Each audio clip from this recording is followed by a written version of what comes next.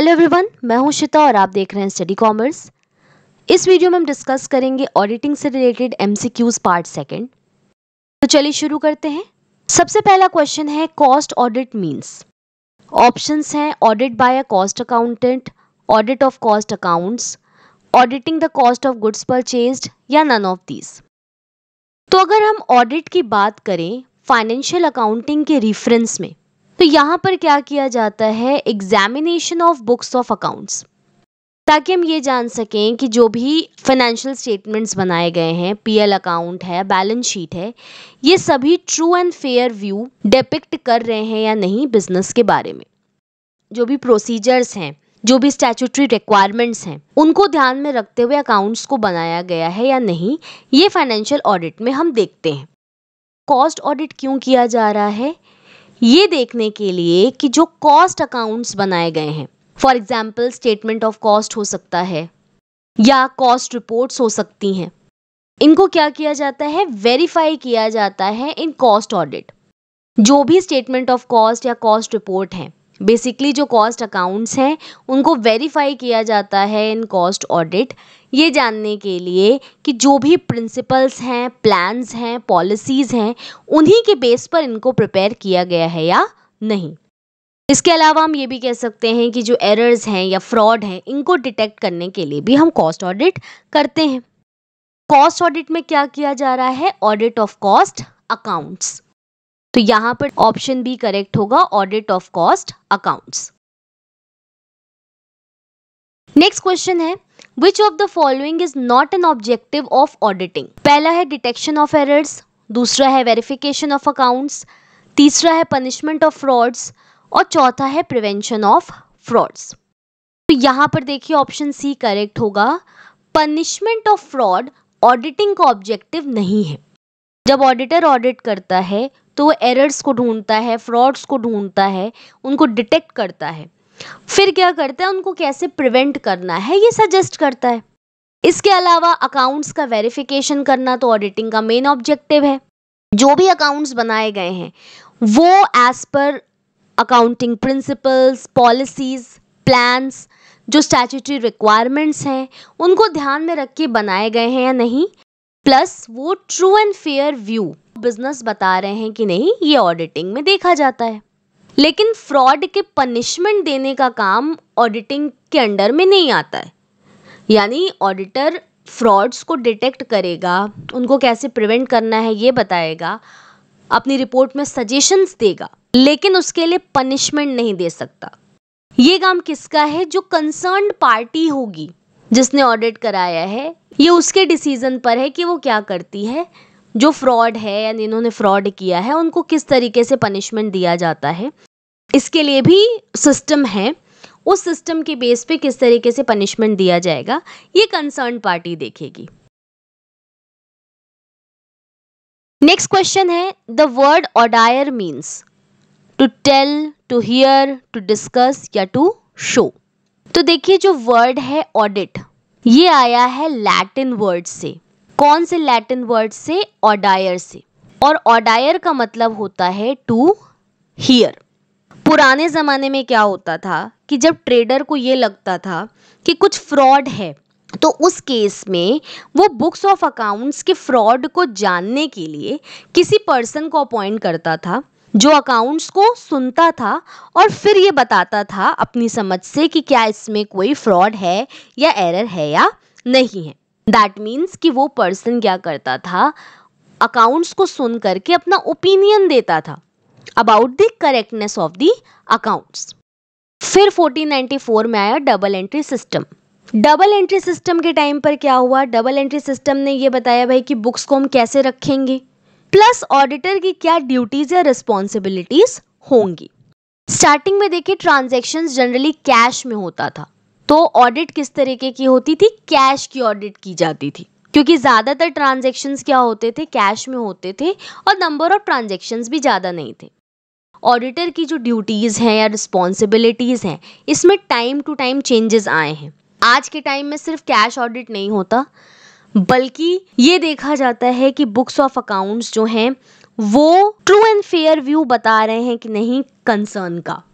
सिर्फ cash auditing ही आज नहीं रह गई है, जो ऑडिटिंग की स्कोप है वो बहुत ज़्यादा बढ़ गई है, इंक्रीज हो गई है। तो यहाँ पर देखिए ऑप्शन बी करेक्ट होगा, टू हियर। ऑडायर वर्ड का मतलब है टू हियर। नेक्स्ट क्वेश्चन है, the scope of work of an internal auditor is determined by. Options हैं शेयर होल्डर, गवर्नमेंट, लॉ या मैनेजमेंट। तो यहाँ पर ऑप्शन डी करेक्ट होगा, मैनेजमेंट। इंटरनल ऑडिटर जनरली कौन होता है? एक एम्प्लॉय होता है ऑर्गेनाइजेशन का। ऑर्गेनाइजेशन क्या करती है? इंटरनली ऑडिट कराती है बुक्स का, जिसको करने के लिए किसी स्पेशलाइज्ड पर्सन को या प्रोफेशनल को बाहर से बुलाया नहीं जाता है। कंपनी का एम्प्लॉय जिसको अकाउंटिंग है, ऑडिटिंग है, इनकी जानकारी होती है, वो इंटरनल ऑडिट करता है। इंटरनल ऑडिट इसलिए किया जाता है ताकि इंटरनल कंट्रोल सिस्टम जो है कंपनी का, प्लस जो अकाउंटिंग प्रोसेसेस हैं, इनको चेक किया जाता है, इनको इवैल्यूएट किया जाता है और ये देखा जाता है कि जो भी रूल्स एंड रेगुलेशंस हैं उसके बेसिस पर अकाउंट्स बनाए गए हैं या नहीं। तो ये जनरली कौन करता है? एम्प्लॉय करता है ऑर्गेनाइजेशन का। तो ये किन चीज़ों को वेरीफाई करेगा, किन चीज़ों को ध्यान में रखेगा, ये डिटरमाइन करता है मैनेजमेंट। और जनरली ये जो ऑडिटर है ये क्या है? इंडिपेंडेंट नहीं होता है बल्कि डिपेंडेंट होता है, क्योंकि इसका जो वर्क है वो इन्फ्लुएंस्ड होगा बाय मैनेजमेंट। जो एक्सटर्नल ऑडिटर होता है उसका वर्क क्या है? अनबायस्ड है, वो मैनेजमेंट का पार्ट नहीं है। तो जो भी वो ऑडिट करेगा, जो भी बातें वो बताएगा, वो अनबायस्ड होंगी। बट इंटरनल ऑडिटर चूंकि एम्प्लॉय है, वर्क कहीं ना कहीं बायस्ड रहता है। नेक्स्ट क्वेश्चन है, when the audit is conducted regularly or irregularly throughout the year, it is called as continuous audit, statutory audit, internal audit या interim audit।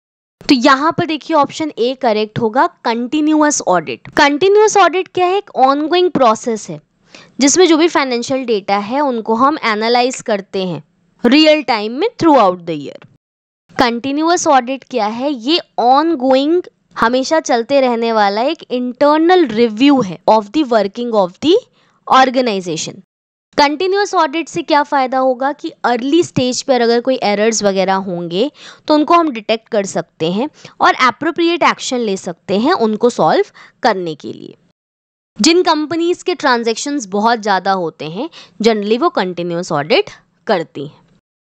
दूसरा यहाँ पर ऑप्शन है आपका स्टैट्यूटरी ऑडिट। स्टैट्यूटरी ऑडिट का मतलब है ये ऑडिट किया जाता है बाय एक्सटर्नल ऑडिटर। जो एक्सटर्नल ऑडिटर है जब वो ऑडिट करता है तो वो देखता है कि जो गवर्नमेंट की रेगुलेशंस बनाई गई हैं, गवर्नमेंट की रूल्स एंड रेगुलेशंस हैं, उनको पूरा किया गया है कि नहीं। जब अकाउंट्स बनाए गए हैं तो उस टाइम जो गवर्नमेंट के रूल्स एंड रेगुलेशंस हैं उनको फॉलो किया गया या नहीं, ये वेरीफाई किया जाता है by external auditor. Next internal audit. Internal audit के बारे में जैसा अभी हम लोगों ने डिस्कस किया, ये जनरली जो एम्प्लॉय होता है ऑर्गेनाइजेशन का वो करता है। वो देखता है कि जो बुक्स बनाई गई हैं वो प्रॉपर रूल्स एंड रेगुलेशंस, जो नॉर्म्स हैं उनके बेस पर बनाई गई हैं या नहीं, और अगर कोई प्रॉब्लम होती है तो उसको पता किया जा सकता है और हम उसको सही कर सकते हैं। नेक्स्ट है इंटरिम ऑडिट। दो एनुअल ऑडिट के बीच में जब हम ऑडिट करते हैं तो उसे हम इंटरिम ऑडिट कहते हैं। जब भी कंपनी को इंटरिम डिविडेंड डिक्लेयर करना होता है तो उस टाइम इंटरिम ऑडिट करने की ज़रूरत पड़ती है। फाइनेंशियल ईयर के मिड में अगर हमको डिविडेंड डिक्लेयर करना है तो उस टाइम हम अकाउंट्स का ऑडिट कराते हैं। तो अगर हम इंटरिम ऑडिट कर रहे हैं तो उस टाइम में जितना अकाउंट्स बना हुआ है, जिस पार्ट ऑफ द ईयर के लिए जितना अकाउंट बना हुआ है उसका हम ऑडिट करते हैं। और ऑडिट कहाँ से करेंगे? जो लास्ट डेट होगी बैलेंस शीट की, वहाँ से अभी तक जहाँ तक हमने काम किया हुआ है वहाँ तक का हम ऑडिट करते हैं। नेक्स्ट क्वेश्चन है, Which of the following is not a method of collecting audit evidence? Reporting, inspection, inquiry या observation? तो देखिए यहाँ पर ऑप्शन ए करेक्ट होगा, रिपोर्टिंग। ये ऑडिट एविडेंस कलेक्ट करने का मेथड नहीं है, बाकी तीनों ही ऑडिट एविडेंस कलेक्ट करने के मेथड्स हैं। अब ऑडिट एविडेंस क्या हुआ? देखिए जब ऑडिटर ऑडिट करता है तो उसके पास ये एविडेंस होना चाहिए अपनी बात को प्रूव करने के लिए कि रिपोर्ट में उसने जो भी चीजें बताई हैं वो करेक्ट है। ऑडिटर ने जो भी बातें कही हैं उसको प्रूव करने के लिए उसके पास एविडेंस होने चाहिए कि कैसे वो किसी नतीजे पर या कैसे किसी वो डिसीजन पर पहुंचा है। तो ये ऑडिट के जो एविडेंसेस हैं इसको कलेक्ट करने के कई तरीके हो सकते हैं। सबसे पहला क्या है, इंस्पेक्शन है। जो भी रिकॉर्ड्स हैं या डॉक्यूमेंट्स हैं उनका इंस्पेक्शन करना, उनकी रिलायबिलिटी को चेक करना, जो सोर्स डॉक्यूमेंट्स हैं उनसे उनको चेक करना कि वो सही बनाए गए हैं या नहीं। नेक्स्ट क्या है, इंक्वायरी। इंक्वायरी की जा सकती है, जो कंसर्न्ड पर्सन है, जो नॉलेजेबल पर्सन है, उससे हम इंक्वायरी कर सकते हैं। ऑडिटर क्या कर सकता है, इंक्वायरी कर सकता है, उनसे पूछताछ कर सकता है। और नेक्स्ट है ऑब्जर्वेशन। ऑब्जर्वेशन के थ्रू भी ऑडिट एविडेंस को कलेक्ट कर सकता है। जैसे कि जो प्रोसेसेस हैं या प्रोसीजर्स हैं उनको क्या करना, ऑब्जर्व करना। कोई पर्सन जब अपनी एक्टिविटीज को परफॉर्म कर रहा है तो उसको ऑब्जर्व करना कि वो किस तरीके से काम कर रहा है, और जो प्रोसीजर्स हैं, जो प्रोसेसेस हैं, जो प्रिंसिपल्स हैं, उसी के बेस पर वो काम कर रहा है या नहीं। लेकिन ऑब्जर्वेशन के समय ऑडिटर को थोड़ा ध्यान रखने की ज़रूरत पड़ती है, क्योंकि जिस पर्सन को अगर वो ऑब्जर्व कर रहा है उससे पहले से अगर पता चल जाए कि उसे ऑब्जर्व किया जा रहा है तो फिर वो सोच समझ करके, कॉन्शियस होकर के काम करेगा, तो हम सही डिसीजन पर नहीं पहुंच पाएंगे। तो यहाँ पर क्या होगा, ऑप्शन ए करेक्ट होगा, रिपोर्टिंग। रिपोर्टिंग क्या है, एविडेंस कलेक्ट करने का तरीका नहीं है। जब ऑडिटर ऑडिट कर लेता है तो उसको रिपोर्ट देनी पड़ती है, रिपोर्ट बनानी पड़ती है अपनी ऑडिट से रिलेटेड कि क्या क्या चीज़ें उसने अपने वर्क के दौरान पाई हैं, और जो भी कंसर्न पार्टी होती है उसको वो रिपोर्ट सबमिट कर देती।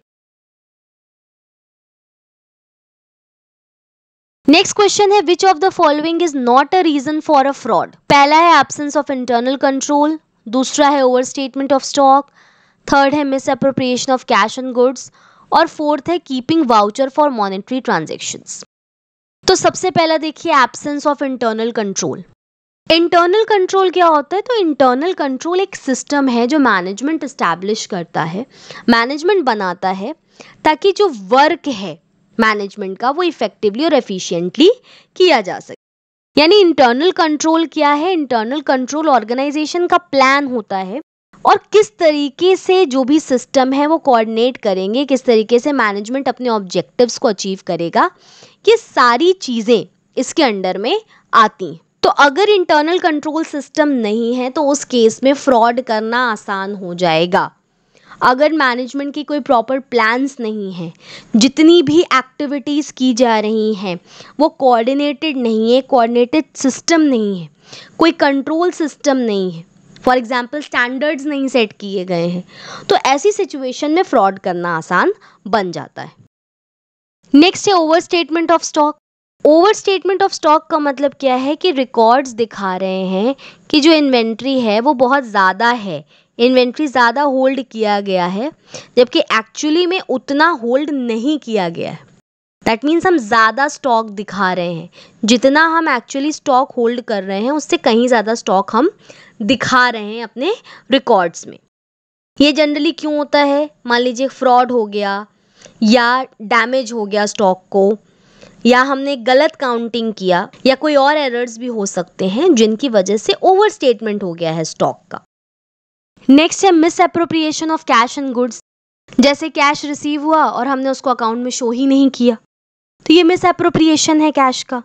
मिस एप्रोप्रिएशन ऑफ गुड्स हो सकता है, जैसे जो गुड्स हैं उसको प्रोप्राइटर अपने घर ले गया अपने पर्सनल यूज़ के लिए, था वो ऑफिस का लेकिन उसको अपने पर्सनल यूज़ के लिए ले गया, तो ये क्या है, मिस एप्रोप्रिएशन ऑफ गुड है। लास्ट है keeping vouchers for monetary transactions. ये देखिए फ्रॉड का रीज़न नहीं है, तो यहाँ पर ऑप्शन डी करेक्ट होगा। ये देखिए इंपॉर्टेंट काम है, जो भी ट्रांजैक्शंस हो रहे हैं इनका वाउचर बनाना ज़रूरी होता है, इनका वाउचर मेंटेन करना ज़रूरी है। वाउचर क्या होते हैं, डॉक्यूमेंट्री एविडेंस होते हैं कि जो भी बुक्स ऑफ अकाउंट्स में ट्रांजैक्शंस रिकॉर्ड किए जा रहे हैं वो सही है। जब भी ऑडिटर ऑडिट करेगा तो वो क्या करेगा, ऑडिट वर्क में पीछे जाएगा, वो चेक करेगा कि इस ट्रांजैक्शन को जिसे रिकॉर्ड किया गया है उससे रिलेटेड वाउचर अवेलेबल है या नहीं, और वाउचर से वो करेक्टनेस को चेक करेगा। तो जितने मॉनेटरी ट्रांजैक्शंस हैं उनका वाउचर रखना जरूरी होता है। नेक्स्ट क्वेश्चन है which of the following statement is correct. पहला है auditing is compulsory for all concerns. दूसरा है auditing ensures complete accuracy of accounts. तीसरा है auditing guarantees accuracy of accounts.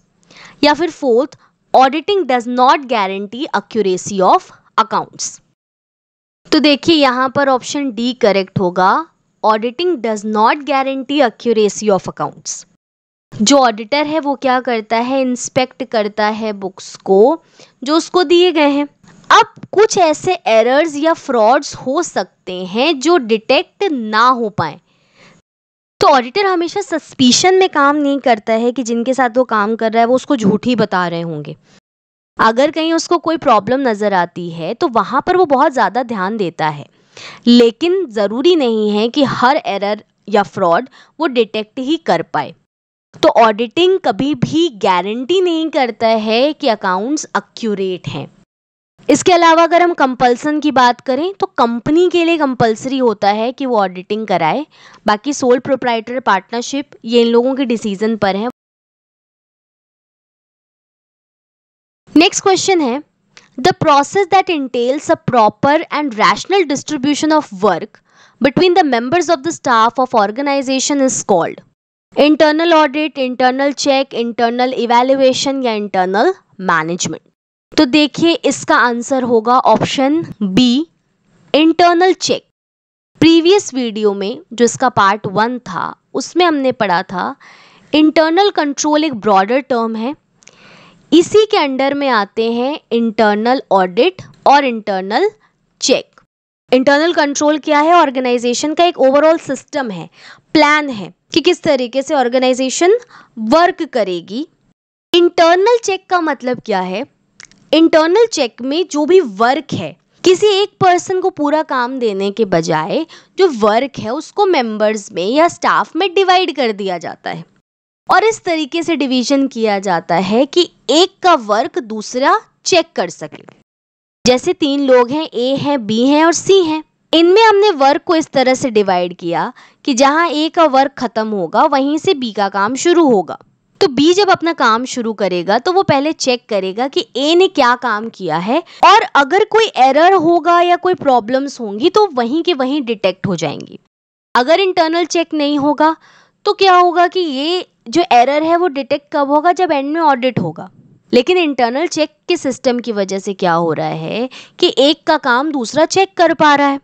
तो ऐसी सिचुएशन में अगर कोई गलती है, कोई एरर है, तो उनको हम पहले ही सही कर लेंगे ताकि वो एरर आगे कंटिन्यू ना हो। तो इंटरनल चेक में क्या किया जाता है कि जो स्टाफ है उनमें वर्क को डिवाइड कर दिया जाता है और हम इस तरीके से डिवाइड करते हैं कि एक का काम दूसरा चेक कर सके। इससे एरर और फ्रॉड्स भी अर्ली डिटेक्ट हो जाते हैं, प्लस जो मेंबर्स होते हैं उनको भी दिमाग में हमेशा बना रहता है कि अगर हम कोई फ्रॉड करेंगे तो वो क्या होगा, पहले ही डिटेक्ट हो जाएगा। प्लस वो ध्यान से काम करते हैं ताकि उनसे कोई गलती ना हो। अगर आपने ऑडिट एमसीक्यूज का पार्ट 1 नहीं देखा है तो ऊपर आई बटन पे क्लिक करके आप उस वीडियो को देख सकते हैं। नेक्स्ट क्वेश्चन है an inquiry regarding value, ownership title, existence and possession of an asset is called vouching, valuation, verification या investigation। एसेट्स की वैल्यू, उनकी ओनरशिप, टाइटल, एग्जिस्टेंस, इसकी इंक्वायरी को हम कहते हैं वेरिफिकेशन। तो यहाँ पर ऑप्शन सी करेक्ट होगा, वेरिफिकेशन। देखिए वेरिफिकेशन का मतलब होता है कंफर्मेशन। जब ऑडिटर ऑडिट करता है तो सिर्फ उसको ये नहीं देखना होता है कि जो बुक्स ऑफ अकाउंट्स हैं उसमें जो ट्रांजैक्शंस रिकॉर्डेड हैं वो सही हैं या नहीं, सिर्फ उनकी अरिथमेटिकल एक्यूरेसी को ही उसको एग्जामिन नहीं करना होता है, बल्कि उसको ये भी देखना होता है कि जो एसेट्स एंड लायबिलिटीज को रिकॉर्ड किया गया है बैलेंस शीट में वो एक्चुअली में एग्जिस्ट करती हैं या नहीं। यानी ऑडिटर को ये देखना होगा कि जो बैलेंस शीट में एसेट या लायबिलिटी रिकॉर्ड की गई है उस पर्टिकुलर डेट पर वो एसेट या लायबिलिटी रियलिटी में एग्जिस्ट करती है या नहीं। इसके अलावा ये भी चेक किया जाता है कि कहीं किसी एसेट को एज अ सिक्योरिटी तो नहीं रखा गया है। सभी एसेट्स और लायबिलिटीज को बैलेंस शीट में इंक्लूड किया गया है कि नहीं किया गया है, सभी चीजें चेक की जाती हैं। इसके अलावा और जो ऑप्शंस हैं उनको देख लेते हैं, जैसे वाउचिंग। वाउचिंग क्या है? एक प्रोसेस है जिसके थ्रू हम ये चेक करते हैं कि जो ट्रांजैक्शंस हैं वो वाउचर्स के बेसिस पर या सपोर्टिंग डॉक्यूमेंट्स के बेसिस पर बनाए गए हैं या नहीं। यानी हम ट्रांजैक्शंस की एक्यूरेसी को एग्जामिन करते हैं on the basis of supporting documents. जैसे कि जो एंट्री की गई है वो सपोर्टिंग डॉक्यूमेंट्स के साथ उनको चेक किया जाता है कि वो एज पर डॉक्यूमेंट्स एंट्री की गई है या नहीं की गई है। तो इस प्रोसेस को हम क्या कहते हैं? वाउचिंग। नेक्स्ट है वैल्यूएशन। वैल्यूएशन का मतलब है estimation of assets and liabilities. That means कि ऑडिटर को ये चेक करना होता है, ये कंफर्म करना होता है कि एसेट्स एंड लायबिलिटीज जो कि बैलेंस शीट में दिख रही हैं उनकी करेक्ट वैल्यू पर वो शो कर रही हैं या नहीं। और लास्ट ऑप्शन यहाँ पर दिया हुआ है इन्वेस्टिगेशन। इन्वेस्टिगेशन का मतलब है डिटेल्ड एग्जामिनेशन, अकाउंट्स की डिटेल्ड एग्जामिनेशन करना या इंक्वायरी करना किसी स्पेसिफिक पर्पस के लिए। And investigation is generally conducted इन एडिशन टू रेगुलर ऑडिट। जो रेगुलर ऑडिट है उसके अलावा इन्वेस्टिगेशन किया जाता है। दैट मीन्स अकाउंट्स की एक तरीके से स्क्रूटनी की जाती है। किसी एरर या फ्रॉड का हमको सस्पिशन है तो उसको पता करने के लिए और उसको रिड्यूस करने के लिए हम इन्वेस्टिगेशन कर सकते हैं। और जो इन्वेस्टिगेशन है ये क्या है? एक इंटेंसिव एग्जामिनेशन है बुक्स का, यानी इन डेप्थ ट्रांजैक्शंस को चेक किया जाता है ताकि जिस पर्टिकुलर एरर या फ्रॉड की हम बात कर रहे हैं उसको हम डिटेक्ट कर सकें। अगर आप हमारे लेक्चर्स की फ्री पीडीएफ डाउनलोड करना चाहते हैं तो आप हमें टेलीग्राम पर ज्वाइन कर सकते हैं। इससे रिलेटेड इन्फॉर्मेशन आपको डिस्क्रिप्शन बॉक्स में मिल जाएगी। इसके अलावा आप इस QR कोड को स्कैन करके भी हमें ज्वाइन कर सकते हैं। तो आज की इस वीडियो में हमने पढ़ा ऑडिटिंग MCQs पार्ट 2। होपफुली ये चीज़ें आपको समझ में आई होंगी। Thank you.